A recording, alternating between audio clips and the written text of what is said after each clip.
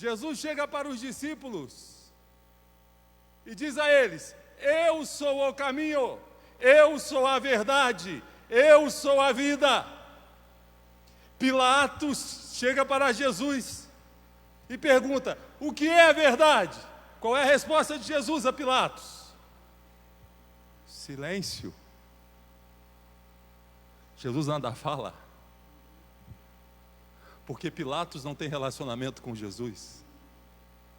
Para aqueles que tinham relacionamento com Jesus, ele está dizendo: eu sou o caminho, a verdade e a vida.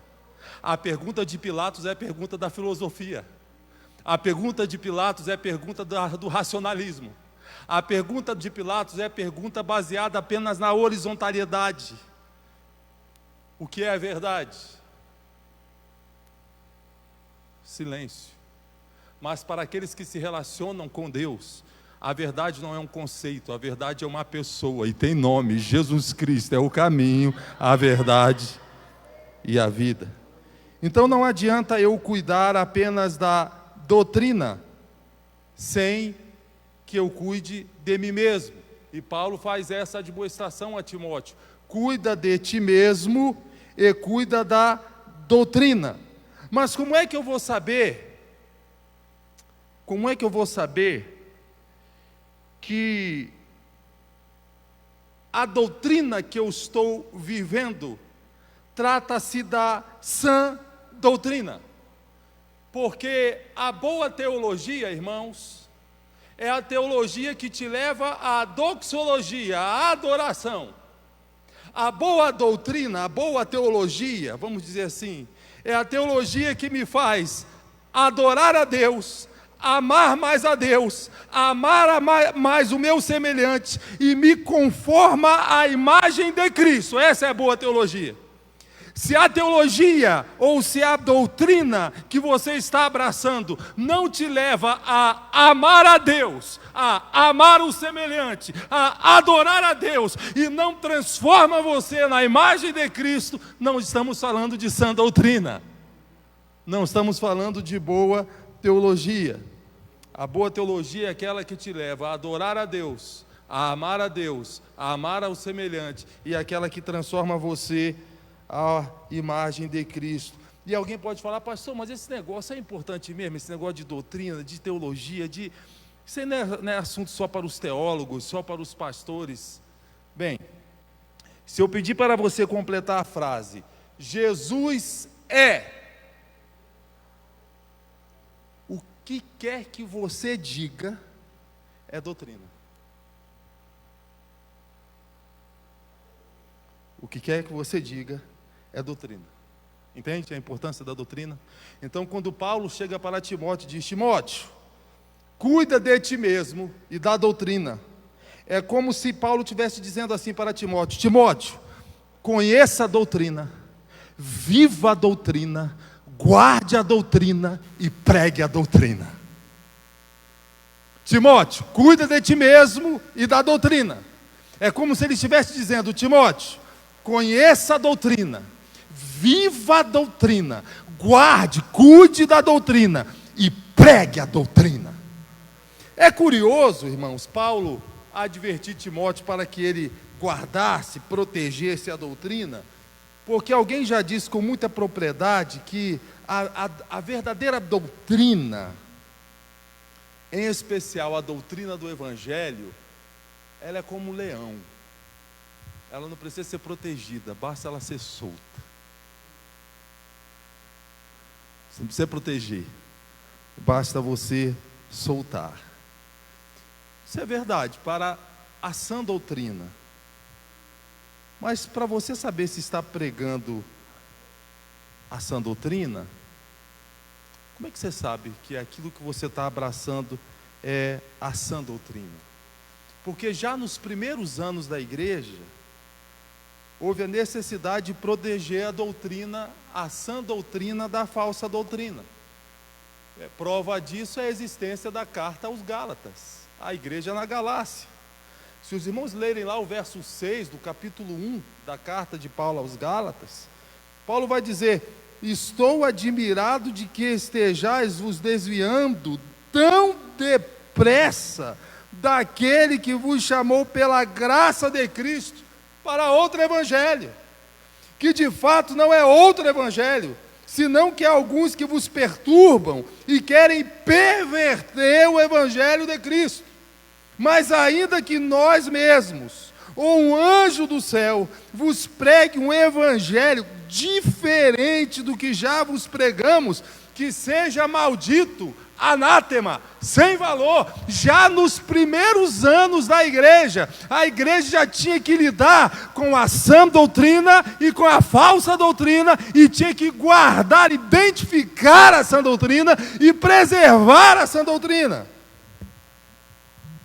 Durante toda a história do povo de Deus, no Antigo Testamento, durante toda a história da igreja militante, a partir do Novo Testamento, nós sempre tivemos que lidar com essas distorções da doutrina, principalmente no que tange à doutrina da salvação, porque a bem da verdade, irmãos, a bem da verdade, o evangelho é bom demais para ser verdade.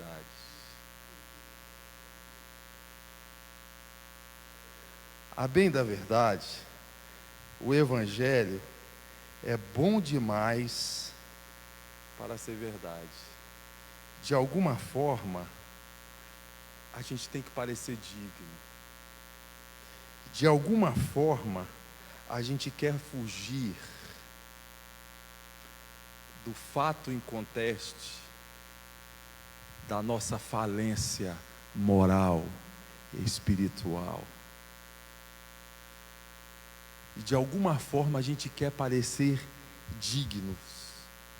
E aí nós vamos distorcendo, acrescentando, removendo. E todas as vezes que a doutrina é afetada, é questão de tempo para a piedade ser afetada. Vou repetir. Todas as vezes que a doutrina, a sã doutrina é afetada, é questão de tempo para a piedade ser afetada. Há uma passagem na Bíblia que eu acho interessantíssima, irmãos. Atos capítulo 2, verso 42. Diz assim o texto: e eles perseveravam na doutrina dos apóstolos. Repitam comigo, irmãos. E eles perseveravam na doutrina dos apóstolos, na comunhão, no partir do pão, nas orações. Qual foi o primeiro, irmãos?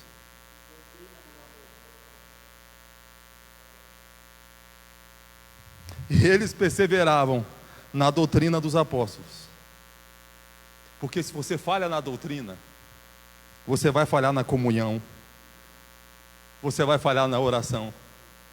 E eles perseveravam na doutrina dos apóstolos, na comunhão, no partir do pão, nas orações. Em cada um havia temor, e muitos sinais e feitos extraordinários eram realizados pelos apóstolos.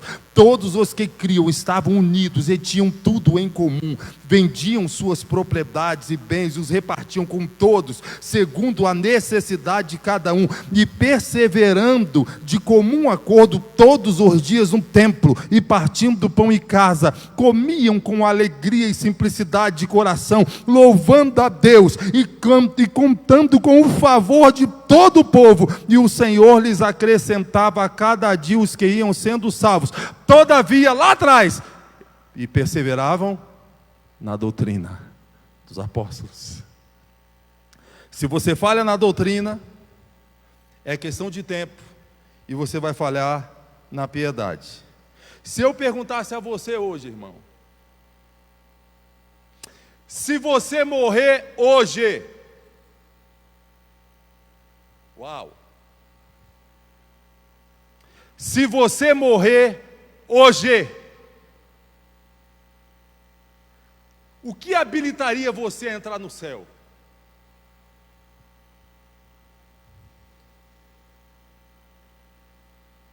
Como é que você pode ter a certeza que você é salvo? Se hoje seu coração parasse de bater e você estivesse diante de Deus, o que habilitaria a você a entrar no céu? Se sua resposta for diferente desta: sou salvo por obra e graça de Deus, por meio da morte e ressurreição de Jesus Cristo, mediante a fé, somente pela graça, através da obra do Espírito Santo em mim. Se a sua resposta for diferente dessa, cuidado, cuidado, porque não se barganha com Deus que é todo poderoso e onipotente. E acredite, você não é bom o suficiente. Se você chegar para barganhar com Deus: Deus, eu vou lhe dar toda a minha riqueza, a resposta dele para você será: eu sou o dono do ouro e da prata, eu chamo as estrelas pelo nome. Deus, eu vou te dar todos os meus anos de vida, eu sou jovem, todos os meus anos de vida serão dedicados à sua causa. Deus vai chegar para você e vai dizer: quantos anos de vida você acha que você vai ter? 1000 anos para mim é como um dia como 1000 anos. Você não tem o controle de nada. Se você disser: Deus, eu quero pegar toda a minha inteligência, todos os meus talentos e colocar à disposição da sua causa, Deus vai chegar: a sua inteligência, a sabedoria é minha aluna, e diante de mim ela silencia, ruboriza e aprende em silêncio. A sabedoria é aluna de Deus. O que habilitaria você a entrar no céu, irmão?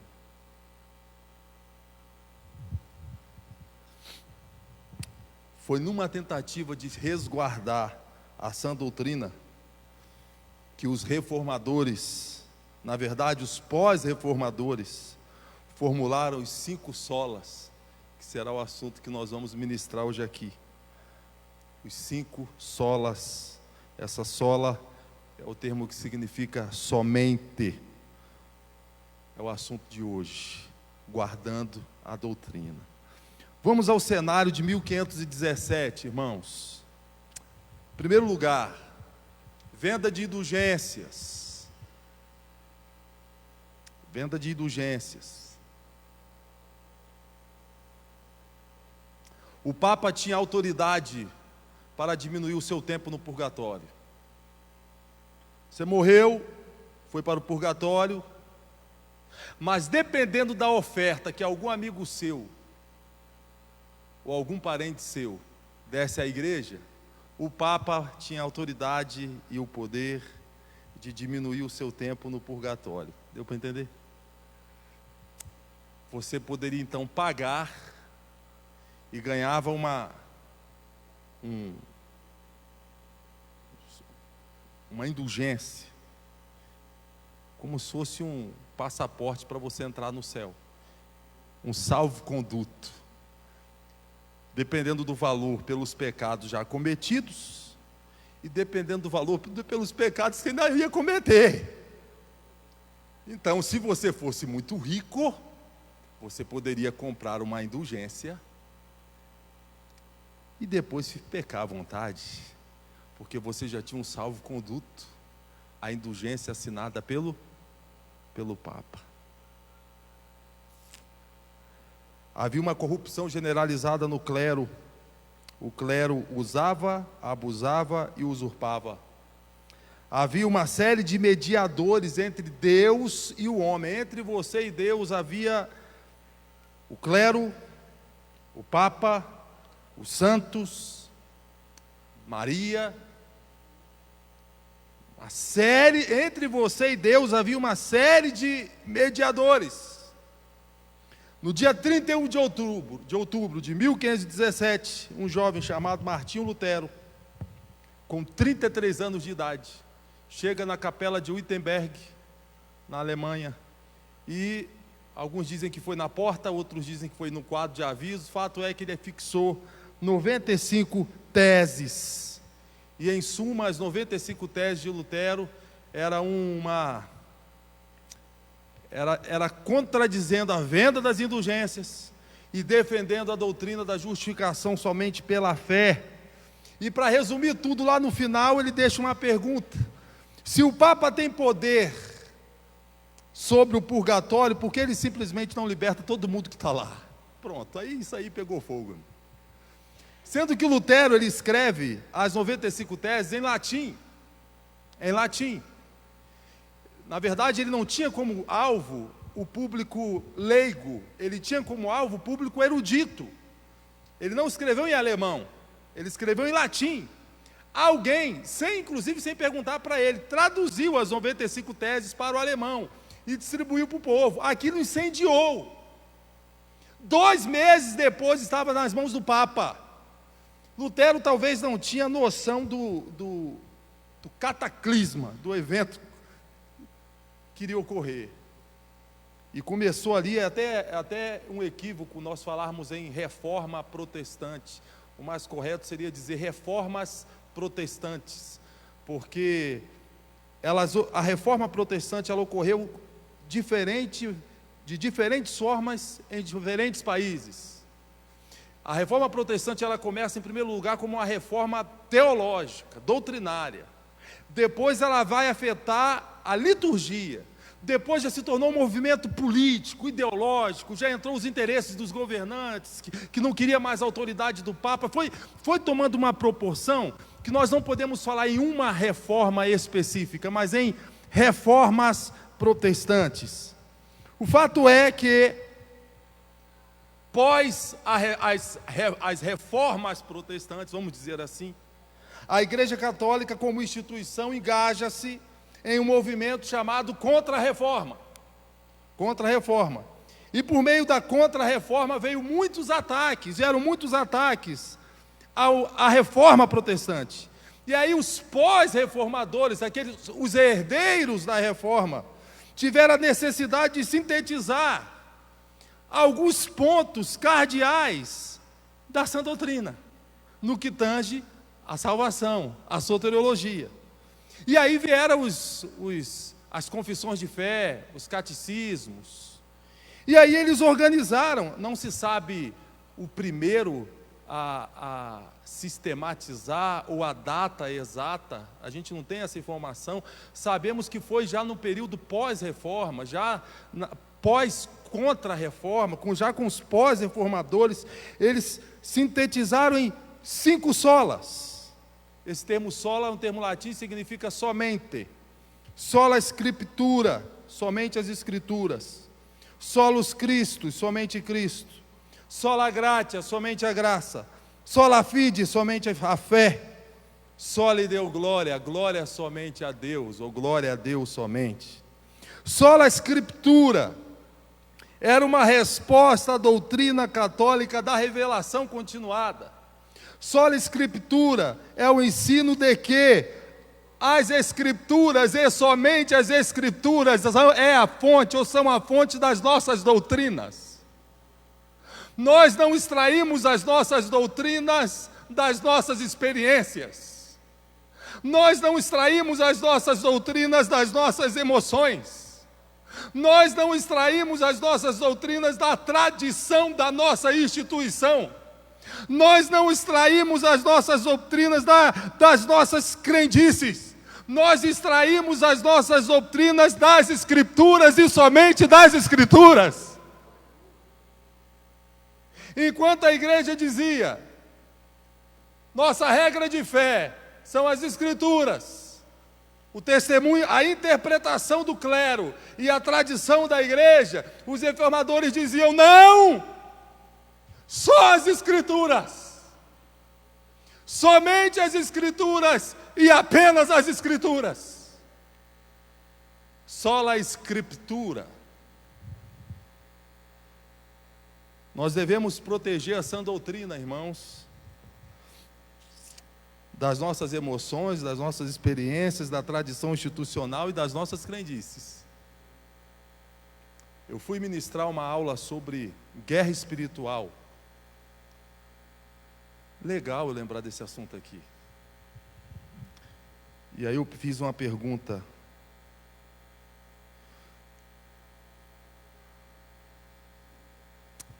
Quem já ouviu falar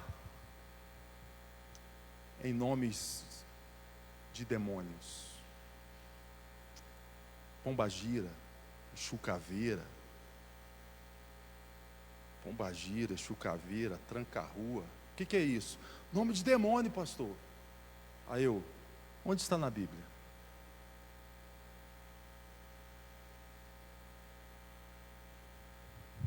Baseado em que fonte que nós extraímos esses nomes, irmãos? Do próprio demônio? Da boca de endemoniados? Quer dizer que nós vamos construir uma doutrina dando nomes de demônios baseado na oratória de pessoas em sessões demoníacas, irmãos? É essa a fonte de doutrina nossa?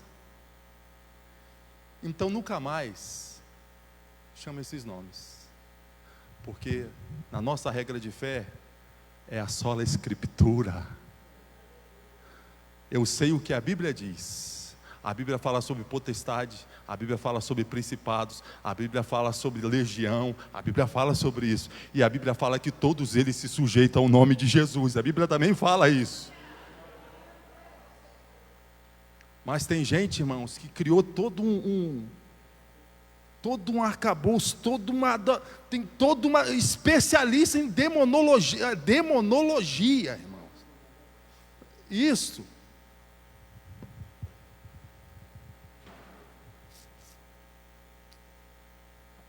Sua experiência tem valor como experiência, não como fonte de doutrina. Você pode ter passado por uma experiência e ser real, e ter sido real sua experiência. E eu não quero aqui desacreditar a sua experiência, mas se esta experiência não tem um respaldo bíblico, é uma experiência, você não pode ensinar como uma doutrina. Entende, irmãos? Você não pode ensinar como uma doutrina. Imagine, irmãos, o estrago que pode fazer você achar, por exemplo, que é da vontade de Deus sempre, em todos os momentos, curar uma enfermidade.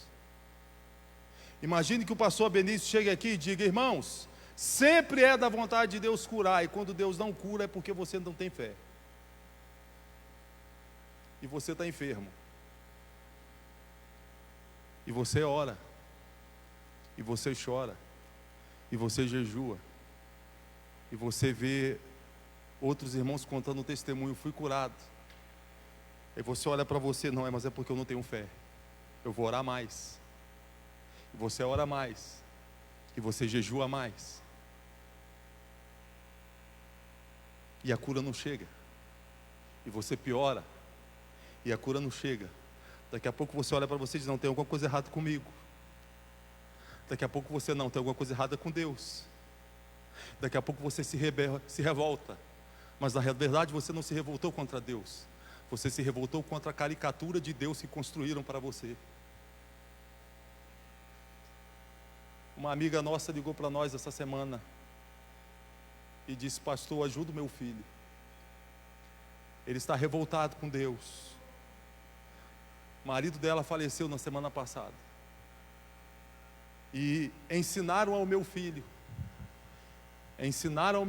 que quando Deus manda você fazer a obra dele, se alguma pessoa atrapalha ou interrompe, ou se você não quiser ir, Deus vai matar alguém da sua família. Então ele inculcou na cabeça dele que o pai dele morreu porque Deus matou, para ele poder fazer a obra de Deus. Ele está revoltado com Deus. Aí eu mandei uma mensagem para ele e disse: esse Deus que você está dizendo não é o Deus revelado nas Escrituras. Essa é uma caricatura de Deus que foi construída para você. Se nós queremos guardar a sã doutrina, irmãos, precisamos, como os reformadores, bradar: tem respaldo bíblico que você está falando para mim? Não tem? Então não é sã doutrina. O que você vai dizer para mim tem respaldo bíblico? Você consegue respaldar na Bíblia Sagrada? Seja lá sobre que princípio for, tem respaldo bíblico. Sola Escritura. Pastor, eu fiz uma oração, mas eu não senti nada. Mas não é o que você sente, é o que a palavra de Deus declara. Não é o que a circunstância diz, é o que a palavra de Deus declara. Sola a Escritura, somente as Escrituras. Nós precisamos ressaltar essa verdade, irmãos, porque isso soa teoricamente bonito, mas na prática, tanto que Lutero disse, uma igreja reformada, sempre reformada. Vez ou outra, nós precisamos soprar um vento sobre a poeira que vai acumulando sobre o solo a Escritura. Vez ou outra. Segundo, solos Cristos. Jesus Cristo é o único mediador.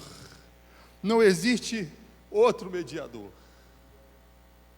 Não existe outro mediador entre Deus e os homens, a não ser Cristo.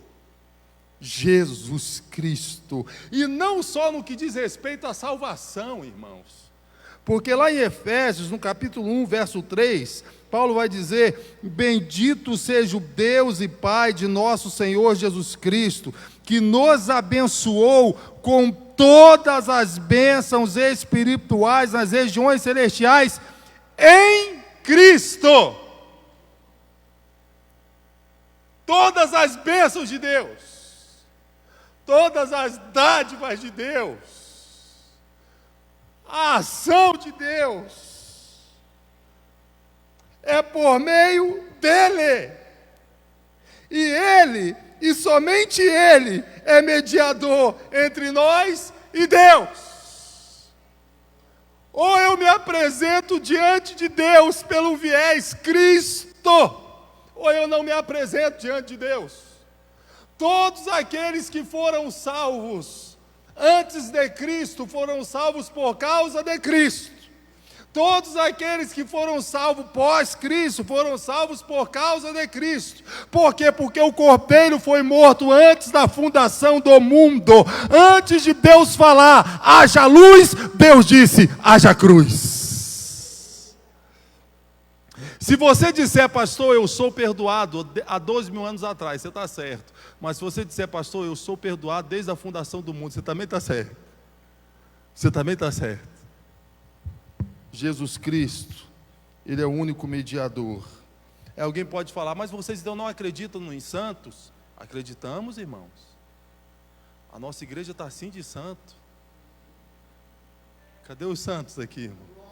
A igreja está assim de santo, irmãos. Nós acreditamos nos santos. Nós só não temos mediadores além de Cristo. Sola Escritura, solos Cristos, sola gratia. Não se barganha com Deus. É graça. Você não é bom o suficiente, irmão.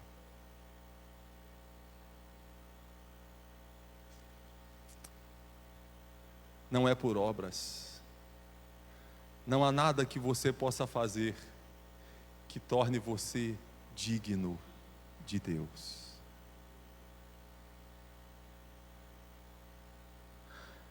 Se você for encarar o pecado como uma dívida, é uma dívida que você não tem condições de pagar.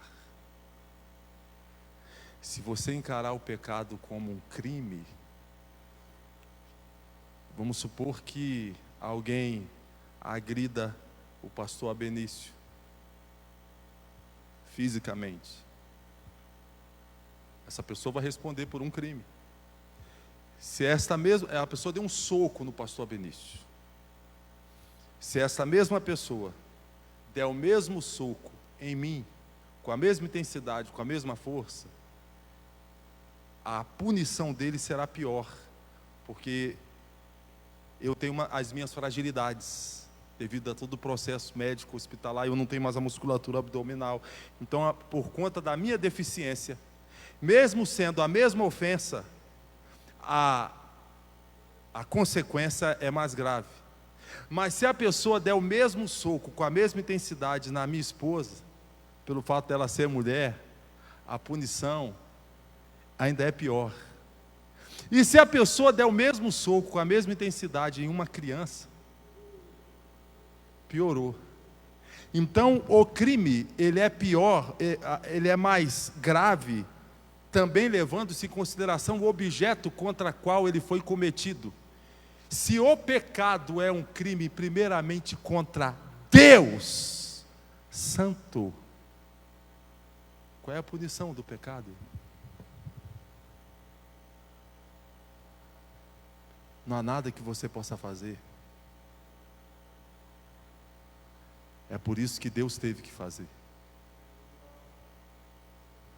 Você não vê Adão após o pecado, no lugar onde ele encontrava-se com Deus, dizendo: Senhor, eu pequei, me perdoe, estou aqui arrependido, quebrantado. Você vê Adão escondido, com medo, atrás da moita.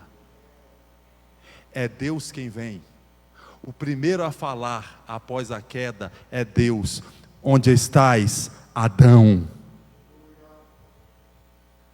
Irmãos, o primeiro discurso teológico não é do antropos para o theos, é do theos para o antropos. Não é o homem que vai em busca de Deus, é Deus que veio até onde nós estávamos. Adão, onde estás? Ouvi a tua voz e senti medo.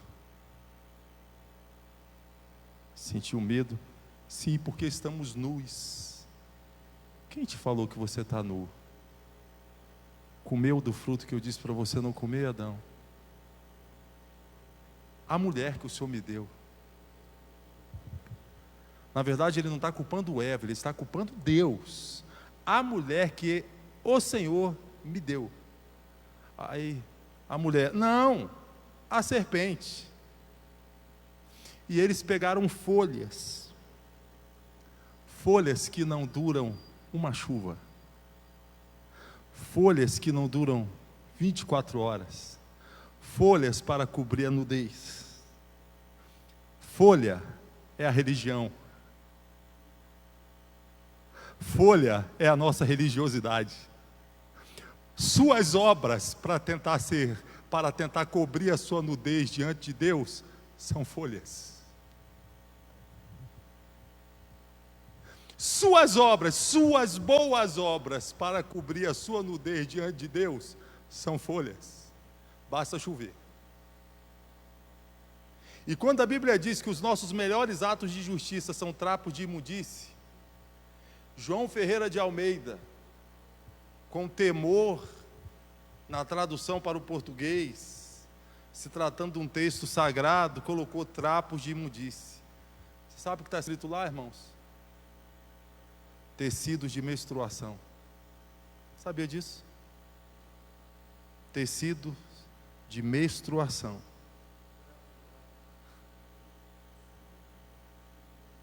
O que fazia com o tecido da menstruação da mulher, irmão? O que fazia com esse pano? Era imundo? Jogava-se fora? Olha o que o texto diz: os seus melhores atos de justiça diante de Deus são como tecidos de menstruação. Aí Deus faz algo. Deus mata um animal que não tinha nada a ver com a história, inocente. Retira a pele desse animal e com a pele do animal cobre a nudez de Adão. É Deus quem propôs, é Deus quem chega, é Deus quem propõe a solução. Nós não tínhamos condições, não é por obras, é somente a graça. Aí você pode dizer: pastor, então eu posso pecar à vontade? Eu posso então pecar à vontade? Se você chegar à conclusão que você pode pecar à vontade, você continua morto, atrás da moita, alienado de Deus. Porque quando o homem pecou, o pecado nos afetou Nós, como seres humanos, somos o ser biopsicossocial e espiritual. Nós somos espírito, alma e corpo. E quando pecamos, o pecado maculou espírito, alma, corpo e maculou o cosmos, a natureza. O plano de redenção envolve então espírito, alma, corpo e natureza. Quando você nasce de novo, a primeira coisa que Deus faz é o quê? Tratar com seu espírito. E nos vivificou, estando nós mortos em nossos delitos e pecados. A ordem, o homem caiu no espírito, na alma e no corpo. A ordem da redenção segue a mesma sequência, irmãos. Espírito, alma e corpo. Quando você nasce de novo, o seu espírito que estava morto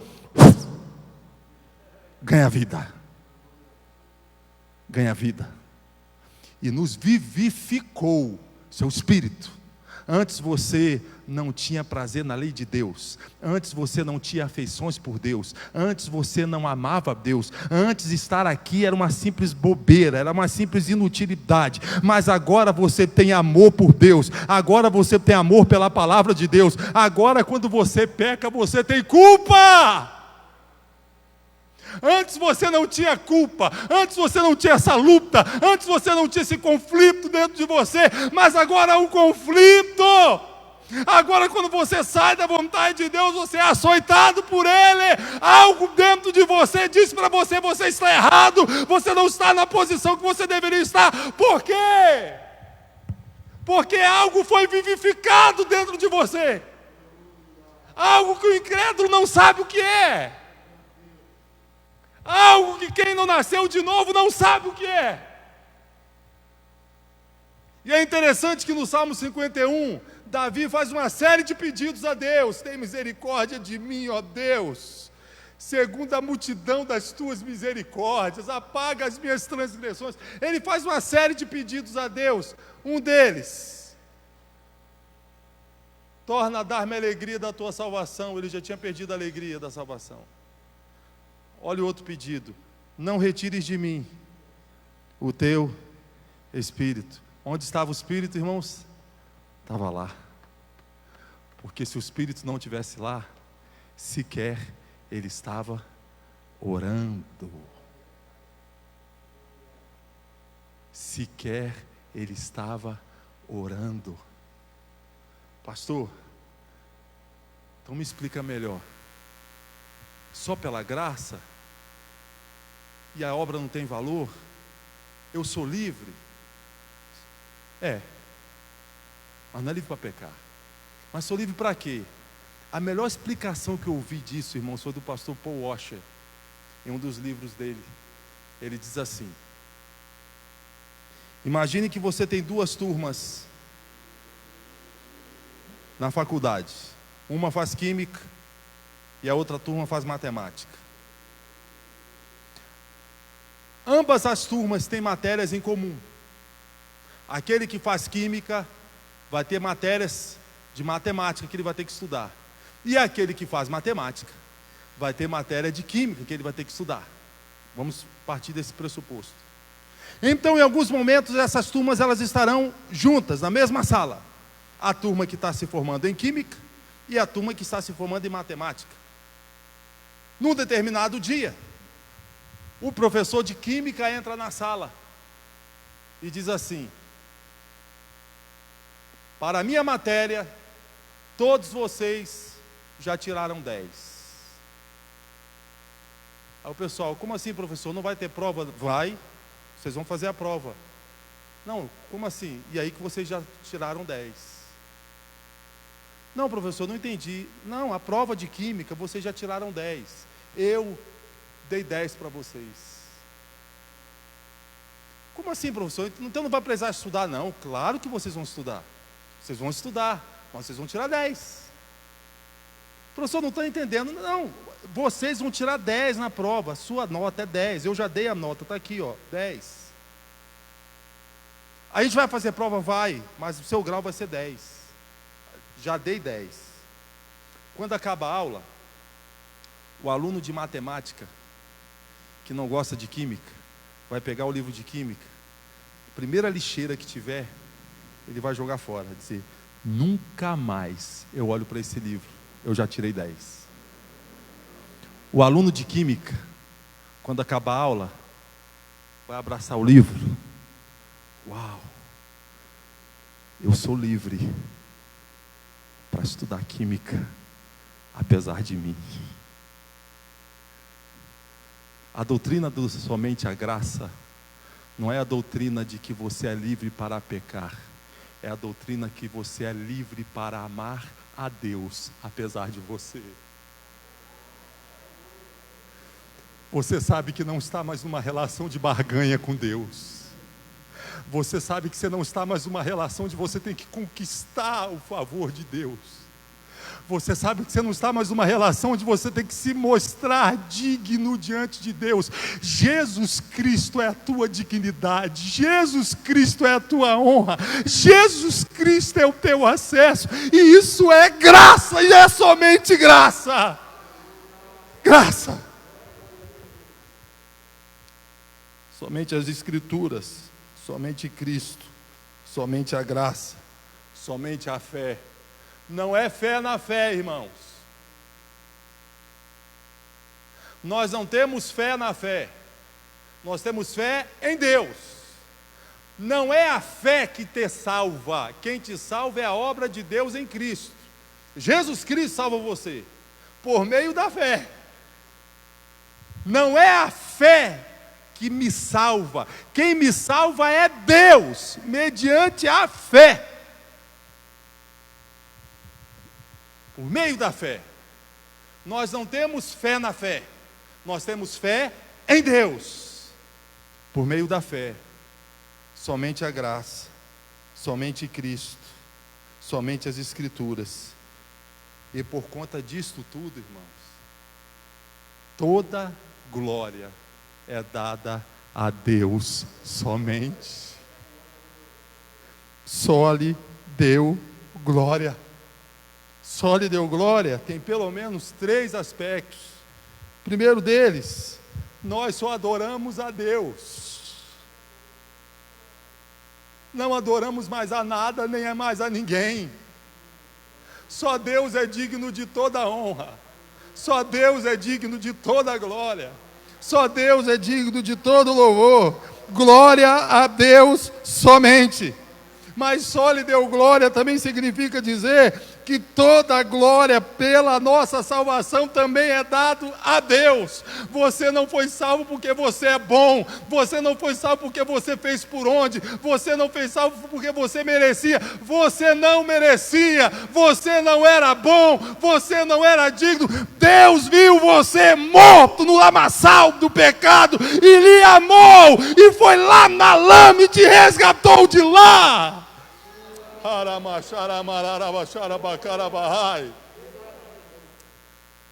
A Bíblia diz que Deus o tornou pecado. Deus não tornou Jesus pecador, irmãos.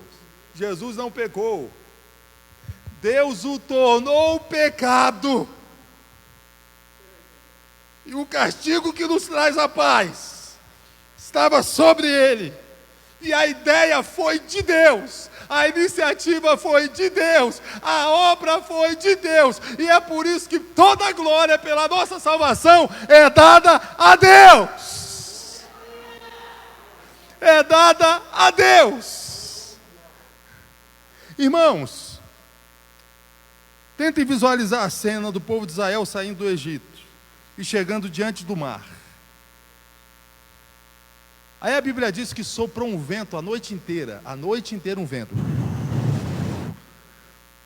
De manhã cedo tinha uma parede de água aqui e tinha uma parede de água aqui. Explica isso, irmão. Tenta imaginar a cena. A minha mentalidade é fértil, eu consigo, irmão. Eu penso cada coisa assim. Mas imagine que isso aqui agora é uma parede de água. Parede de água aqui. Parede de água aqui. Parede de água. Foi um milagre, isso aqui é um milagre. Mas não é um milagre Deus ter aberto o mar somente. Deus está segurando as águas também é milagre. irmãos estão entendendo? Então Deus abriu o mar, milagre. Mas essa nossa travessia aqui também é milagre puro, puro, puro, porque Deus está segurando as águas aqui. Quando a gente chega do outro lado, na hora que o mar se fecha, é milagre. Não é? É milagre. Agora presta atenção, irmãos. O pecado maculou o espírito, a alma e o corpo. O plano de redenção envolve o espírito. Quando você nasce de novo, o seu espírito é vivificado. Tum. E a alma? A alma começa um processo chamado santificação. Você agora está numa luta. Você está numa luta. E o corpo? O corpo, Deus ainda não fez nada, irmãos. No seu corpo, você está gemendo como a natureza geme, aguardando a redenção do corpo. Deus ainda não redimiu o teu corpo. Nós temos um corpo ainda que é viciado em carboidrato, em açúcar, em Coca-Cola, pizza, churrasco. Não é? Nós temos um corpo que Paulo vai dizer em Romanos capítulo 7, eu quero fazer o bem, mas quando eu vou fazer o bem, eu encontro nos meus membros, uma força quase que irresistível, para não dizer irresistível, que me impulsiona a fazer o mal que eu não quero fazer. Aquilo que eu quero fazer eu não faço, aquilo que não quero fazer isso eu faço. Miserável homem que sou. Esse conflito da alma. Seu espírito foi vivificado, sua alma está num processo de santificação. Agora você tem conflito, você tem luta. Essa luta você não tinha antes. Seu corpo, Deus ainda não fez nada. Vez ou outra Deus opera um milagre, cura alguém aqui, cura alguém ali. Mas isso é só uma degustação, um aperitivo. Curou do câncer, é um aperitivo. É a antessala da glória. Lembra quando Noé soltou uma pomba, que ela volta com um raminho, irmão? Pior que eu não posso... eu posso tirar só um pedacinho aqui, pastor? Não, não quero. Eu quero só... É só para ilustrar, um pedacinho aqui. Eu vou pegar um raminho aqui, pode ser?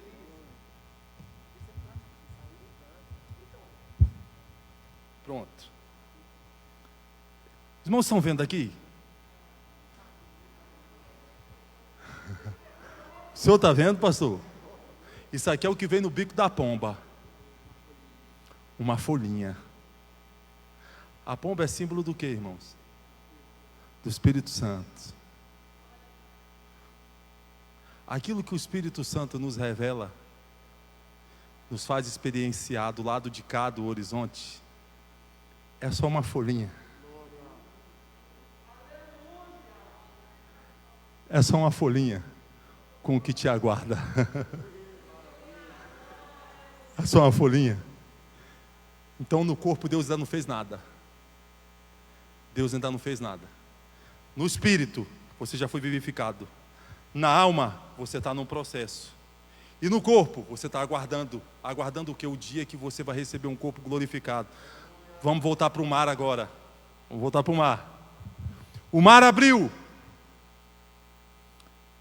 Espírito vivificado. Você está caminhando aqui.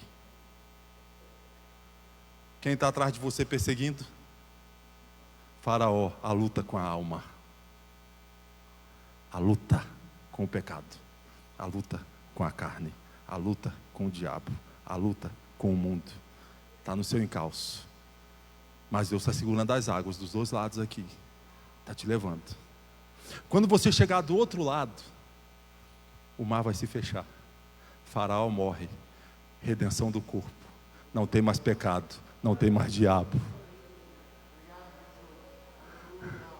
Os irmãos estão entendendo?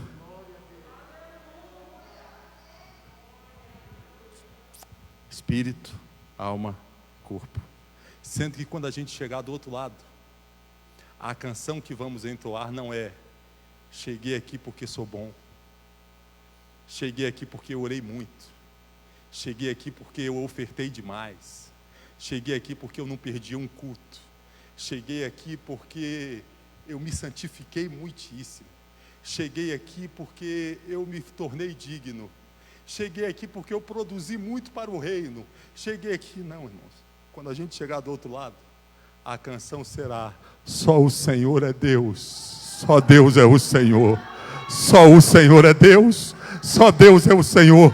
Foi o Senhor quem abriu as águas, foi o Senhor quem segurou as águas, foi o Senhor quem fechou as águas, foi o Senhor quem me chamou, foi o Senhor quem me vivificou, foi o Senhor quem me justificou, foi o Senhor quem me redimiu, foi o Senhor que planejou o plano da redenção, foi o Senhor que veio ao meu encontro no jardim. Eu estava lá em Adão, eu estava lá escondido, nu, com medo de Deus, destituído, carente da glória de Deus, sob juízo, sob condenação, mas Ele por graça,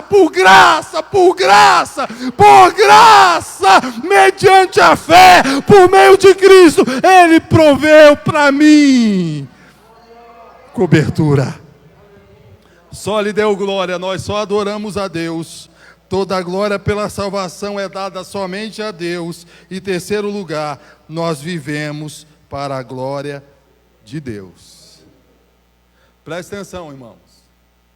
Hoje está havendo uma proliferação de ministérios, vamos dizer assim. De certa forma, isso não é ruim.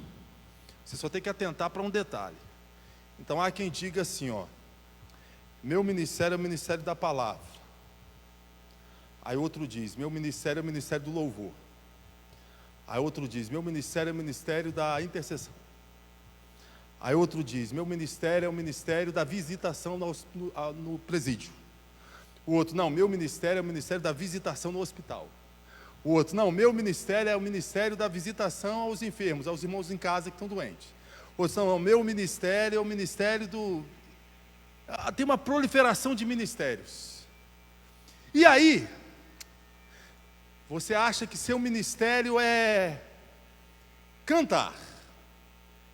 Se de repente acontece algum problema nas cordas vocais sua, você morreu. Porque você vai perder o sentido da vida ali. A menos que, além do ministério de cantar, exista um ministério maior, a glória de Deus. Então vamos lá. Pedro, no dia de Pentecostes, pregou. Quase 3.000 pessoas se converteram. Que experiência de pregação, irmãos. Imagina, irmãos, uma mensagem, quase 3.000. Filipe, chegando em Samaria, prega, endemoniados são libertos, enfermos são curados. Multidões prestavam atenção no que Filipe dizia. Quem vai pregar no congresso? Filipe. Quem vai pregar na conferência? Filipe. Que experiência, Filipe. Estevão vai pregar. Quantas pessoas se converteram na pregação de Estevão, irmãos? Quantos, irmãos?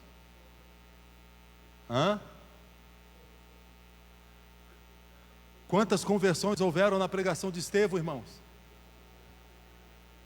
Não ouvi.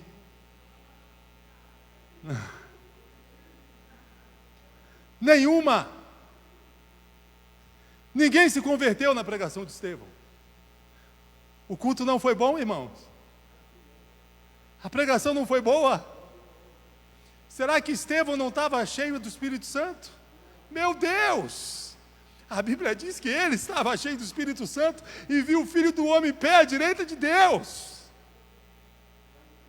Mas ninguém se converteu na pregação de Estevão. Então, se você olha para um culto onde 10 pessoas se converteram, e para outro culto onde nenhuma pessoa se converteu, e achar que o culto onde 10 pessoas se converteram foi melhor do que o outro culto, você está equivocado.